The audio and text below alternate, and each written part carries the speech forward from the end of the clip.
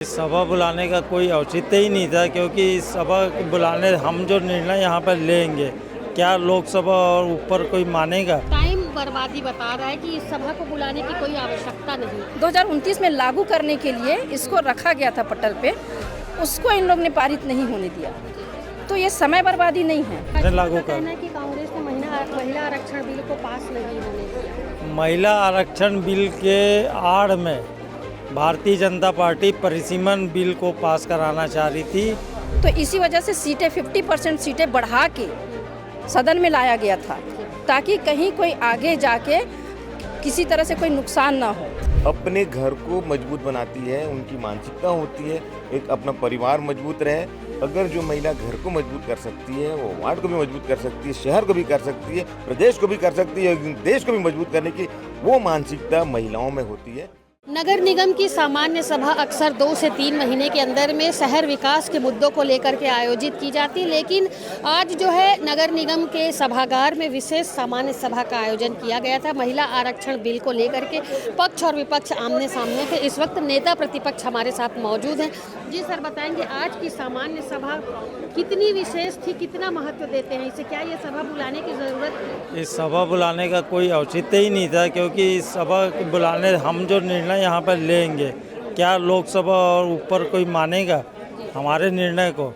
हमारे निर्णय को तो इन लोग मानने से रहे। हम तो शहर हित की बात करना चाहिए, शहर विकास के लिए विशेष सामान्य सभा लानी चाहिए। आज शहर में जल संकट है, कचरा प्रबंधन की बात है, शक्तिनगर तालाब में जो भ्रष्टाचार हो रहा है, उस पर अगर ये महापौर जी विशेष सामान्य सभा लाती तो शहर हित के लिए अच्छा होता, शहर के लोग इनको बधाई भी देते। अभी क्या निर्णय आखिरी में लिया गया?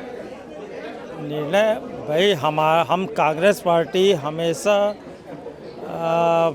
महिला आरक्षण बिल के पक्षधर हैं।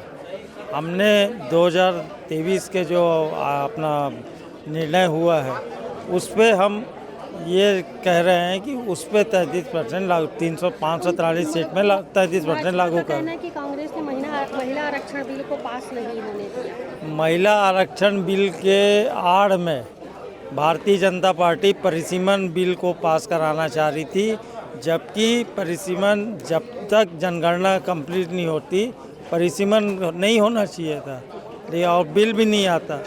आज ये स्थिति है कि आप देख रहे होंगे कि परिसीमन बिल महिला आरक्षण के आड़ में लाया गया है। जी मैडम, बताएंगे आज विशेष सभा का आयोजन किया गया था। विपक्ष इसे टाइम बर्बादी बता रहा है कि इस सभा को बुलाने की कोई आवश्यकता नहीं। देखिए, टाइम बर्बादी कैसे हो सकता है?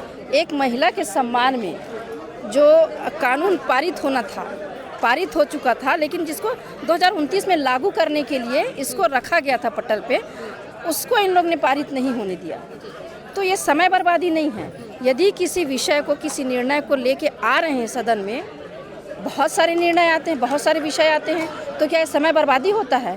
नहीं होता है। ये कोई समय बर्बादी नहीं था। यहाँ की महिलाओं को भी मालूम होना चाहिए था कि भारतीय जनता पार्टी, देश के यशस्वी प्रधानमंत्री माननीय नरेंद्र मोदी जी महिलाओं के पक्ष में क्या निर्णय ले रहे थे और विपक्षियों ने क्या नुकसान किया है उनके लिए। उनका कहना है कि महिला आरक्षण बिल तो लागू हो चुका है, परिसीमन की बात की जा रही है।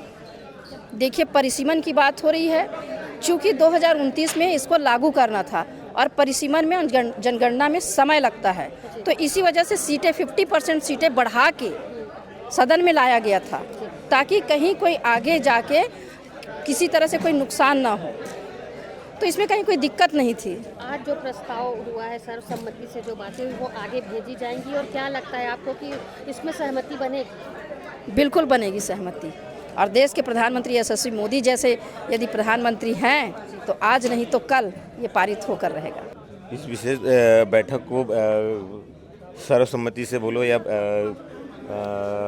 पास कर दिया गया, और मेरी भी सहमति थी पूर्ण रूप से, और ये होना ही था। महिलाओं को बिल्कुल भी आरक्षण मिलना चाहिए था। माननीय मोदी जी का मानना है 33%, 1/3। मैं चाहूँगा 50% भी हो जाए, क्योंकि देखो, महिलाएं अपने घर को मजबूत बनाती है, उनकी मानसिकता होती है, एक अपना परिवार मजबूत रहे। अगर जो महिला घर को मजबूत कर सकती है, वो वार्ड को भी मजबूत कर सकती है, शहर को भी कर सकती है, प्रदेश को भी कर सकती है, देश को भी मजबूत करने की वो मानसिकता महिलाओं में होती है। और मैं समझूंगा महिलाओं को बिल्कुल भी इस हमारे भारत देश में, पुरुष प्रधान भारत देश में अगर महिलाओं को अब आरक्षण देते हैं तो बहुत अच्छा भारत देश एक बहुत नया विकास की रूप से निखर के आएगा। ऐसे भी कांग्रेस पार्टी का जो ये जो विरोध है, मुझे नहीं लगता कि वो किसी परफेक्ट निर्णय की जगह में जाएगा। अल्टीमेटली निर्णय महिलाओं के भी हित में ही होगा कि वो उस समय 16 अप्रैल 2023 को बिल पास हुआ था, सदन में पास हुआ था, दोनों सदनों में हुआ था, विधानसभा में भी और लोकसभा में भी। लेकिन वहाँ पर एक कंडीशन रखी गई थी, जनगणना करने के बाद कांग्रेस पार्टी का कहना है कि पुरानी जो 2011 में जो जनगणना हुई है उस जनगणना के बेस पे किया जाए। और आज नरेंद्र मोदी जी हमारे प्रधानमंत्री जी हैं, उनका कहना है कि अभी परिसीमन जनगणना ये सारा पहले जनगणना करें और परिसीमन करें, उसके बाद हम लोग इस प्रस्ताव को पारित करें और महिलाओं को ज़्यादा से ज़्यादा आरक्षण मिलेगा। जिससे जैसे हमारे लोकल छत्तीसगढ़ की बात करें, आज हमारा 90 सीट है छत्तीसगढ़ में, वो महिला सीट अगर बन जाती है, जनगणना हो जाती है और परिसीमन हो जाता है तो वाकई में 130-120 सीटें बढ़ जाएंगी, जिससे महिलाओं की जो काउंटिंग है, आज 17-18 महिलाएं हैं विधानसभा में, वो बढ़ चढ़ करके लगभग मेरे ख्याल से 40-50 हो जाए। तो इससे महिलाओं को ज़्यादा मौका मिलेगा और महिलाओं का जो डिसीजन है वो देश के काम आएगा, प्रदेश के काम आएगा। मैं पूर्ण रूप से महिलाओं के आरक्षण के लिए अपनी पूरी की पूरी सहमति देता हूँ। मैं अजीत वैद, वार्ड नंबर 12, मोहन नगर पश्चिम से पार्षद। एक चीज़ और आपको बताऊँगा मैं, आप और हमने देखा हुआ है, आज लगभग मैंने जब से होश संभाला है, दुर्ग शहर को हम सिर्फ एक व्यक्ति विशेष परिवार को जानते हैं कि वह कांग्रेस के प्रतिनिधित्व करेंगे। क्या आपके पार्टी में, मैं कांग्रेस से पूछूंगा, क्या आपकी पार्टी में कोई ऐसी जागरूक महिला या मजबूत महिला नहीं है जो शहर का मजबूती से प्रतिनिधित्व कर सकती हैं? है आपके यहाँ? अरे आपके यहाँ है एक पायल पाटिल करके वो बिटिया, वो पढ़ी लिखी सूझबूझ वाली बच्ची है, उसको मौका तो दो। शहर को एक नया रूप, नई दिशा और नया दशा दिखा के देगी। आप मौका तो दो। आप खुद ही एक परिवारवाद में फंस करके अपने ही गुणगान गाएंगे तो देश और शहर कभी भी आगे नहीं बढ़ पाएगा। और ये आपको बता दूं, कांग्रेस का विलय होना बिल्कुल लगभग संभव है। बैठक में आपके धुआंधार भाषण के बाद निंदा प्रस्ताव बिल पारित हो गया, जीत की खुशी कितनी है?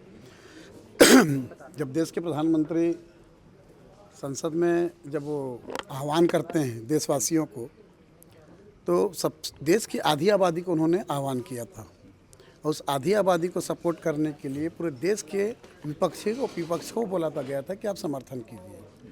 ये महिला शक्ति वंदन अधिनियम, जिसमें 33% महिलाओं का आरक्षण, जिसमें सीटों की संख्या बढ़नी है, उस सीटों की संख्या को बढ़ने का जो उन्होंने वोट के जिसे 2/3 बहुमत से पास होना था, इसको कांग्रेसियों ने गिरा दिया। और आज जब हम उसको जन जन तक पहुंचाने के लिए आज हमारी सरकार, राज्य सरकार ने नगरीय निकाय क्षेत्रों में विशेष सामान्य सभा बुलाकर उस निंदा प्रस्ताव को पारित कराकर हम वार्ड के हर नागरिक, हर महिलाओं के बीच में जाकर इस निंदा प्रस्ताव को हम बताएंगे। पूर्व डिप्टी सीएम का एक लेटर आया है, उसके बाद आप लोग कहेंगे? कहिए। सबसे पहली बात तो है कि हमारे मुख्यमंत्री और उप मुख्यमंत्री जो है हमारे नगरीय नियोजन मंत्री भी है, और अगर कोई भी आदेश आता है तो मुख्यमंत्री से उप मुख्यमंत्री या हो, नगरीय नियोजन मंत्री के मंत्रालय की तरफ से आया हो, तो हमारे मंत्री का अगर कोई आता है उसको तो हमको करना ही है। और ये देश के प्रधानमंत्री का है, देश के प्रधानमंत्री ने आह्वान किया कि निंदा प्रस्ताव हमको लाना है। महिला आरक्षण बिल को लेकर के आज आपने देखा कि दुर्ग नगर निगम सभागार में एक विशेष बैठक का आयोजन किया गया था, जिसमें पक्ष और विपक्ष बराबरी से मौजूद था। पक्ष ने भी अपनी बातें रखी, विपक्ष ने भी अपनी बातें रखी। विपक्ष का कहना था कि महिला आरक्षण बिल तो पहले ही लागू हो गया था, उन्होंने तो सिर्फ परिसीमन की बात की थी। यहाँ काफ़ी सारी बातें हुई और जो पक्ष था उनका कहना था कि कहीं ना कहीं कांग्रेस जो है वो महिलाओं के आरक्षण को लेकर के गंभीर रही, जिसके बाद इस बिल को पारित नहीं होने दिया गया। लेकिन अब सर्वसम्मति से जो स्थिति बनी है, राय बनी है, उसे लेकर के इस प्रस्ताव को ऊपर भेजा जाएगा और उम्मीद की जा रही है कि जो मांग इन्होंने रखी, जो महिला आरक्षण बिल को लेकर के, उस पर सहमति ज़रूर बनेगी। फिलहाल मेरे सहयोगी राहुल साहू के साथ मैं वीना।